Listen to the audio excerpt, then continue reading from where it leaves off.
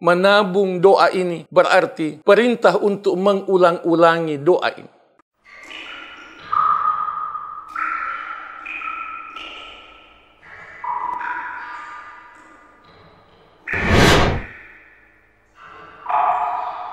An Shaddad bin Ausin radhiyallahu anhu, dari Shaddad bin Aus, semoga Allah meridai beliau, qala, beliau meriwayatkan, qala li Rasulullah sallallahu alaihi wasallam, Rasulullah sallallahu alaihi wasallam pernah bersabda kepadaku, ya Shaddad bin Aus, wahai Shaddad bin Aus, idza kanazan nasu dzahaba wal fiddah, jika banyak orang menabung emas dan perak, fakniz haula'il kalimat, maka hendaklah engkau menabung kalimat-kalimat ini. Hendaklah engkau menabung doa ini.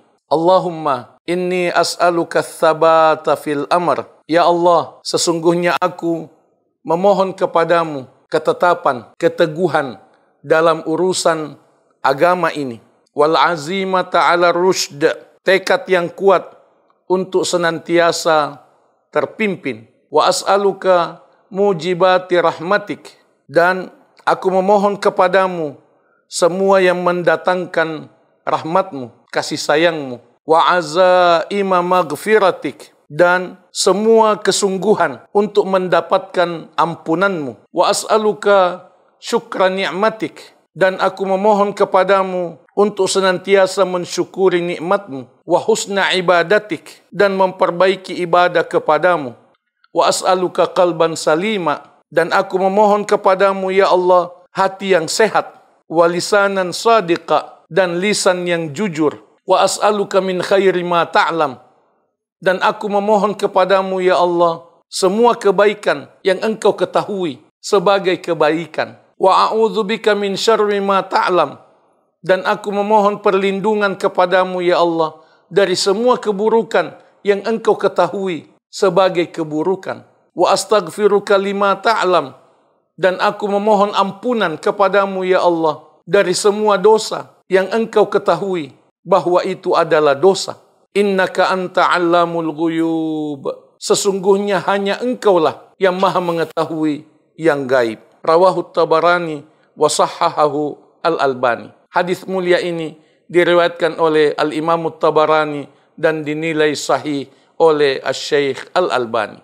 Doa nabawi yang mulia ini wajib kita muliakan. Rasulullah sallallahu alaihi wasallam menegaskan bahwa doa ini lebih mahal dari emas dan perak. Mari kita muliakan. Mari kita melihatnya sebagai benar-benar lebih mahal dari emas dan perak.